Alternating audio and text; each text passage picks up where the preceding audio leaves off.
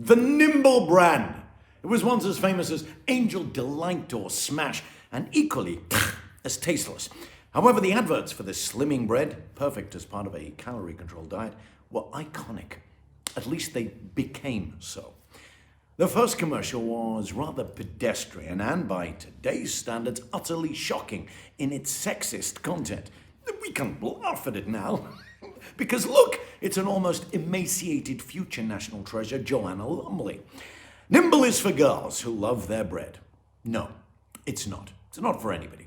The advertisement ends with a waif like Lumley jumping into a lake where, in the extended version, she's mistaken for a stick by a passing Labrador and brought back to the water's edge.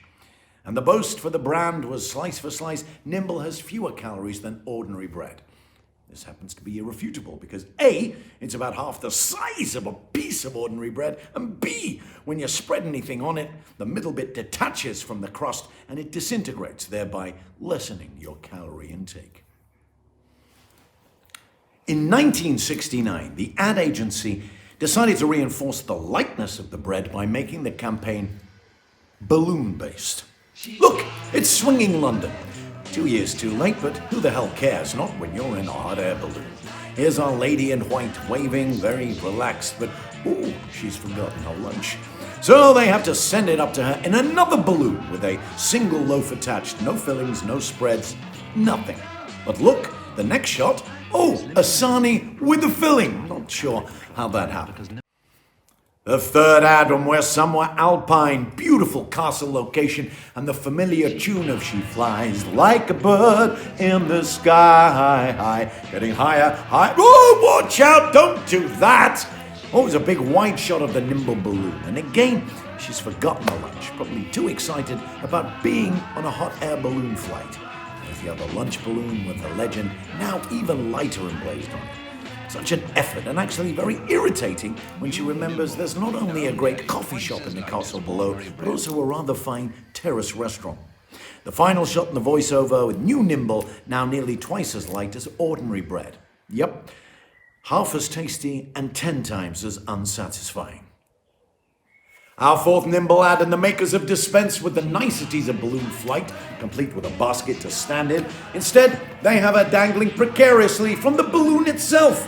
But they've dressed her in a rather fetching bright yellow trouser suit and matching beret. Careful of the cliff! Once again, the arrival of the familiar smaller balloon, this time bearing the legend, real bread, but lighter. Presumably because so many people had bought it and remarked, this is nothing like real bread. Here is Nimble ad number 5, and because she excelled at dangling from our balloon, the intrepid model is going up again in exactly the same fashion while sporting exactly the same fashion. I bet she had second thoughts about flying through the air when she clocked the cloud cover over some of the biggest peaks in Europe. Oh Christ, watch out! Even on a diet of Nimble, you'd see our yellow adventurer dropping down that ravine like a bin liner full of lard. Oh, and here's a shot of her eating a lunch, happy and calm. Definitely a shot cut in from the previous ad. We're back and we're still in the alpine surroundings that have grown oh so familiar throughout this television hawking of tasteless slimming breads. I think she's gaining confidence too because look, Mum, one-handed. Now she's 1,000 feet over a sheer cliff face and a waterfall, dreaming about her wholly tasteless and unsatisfying lunch. Lots more balloons there, and now there is that now much used shot from a few adverts ago of her eating that entirely lackluster sarnie. Off she goes. Bye-bye. Make it part of your calorie-controlled diet. Bye. So there you have it, a revisit of an old friend, the Nimble ad.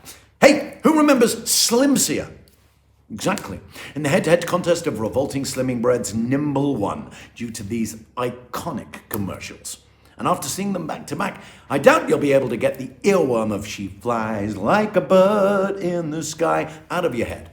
The song was, in fact, I Can't Let Maggie Go by Honeybus, written in '68, and it went top 10 in the UK.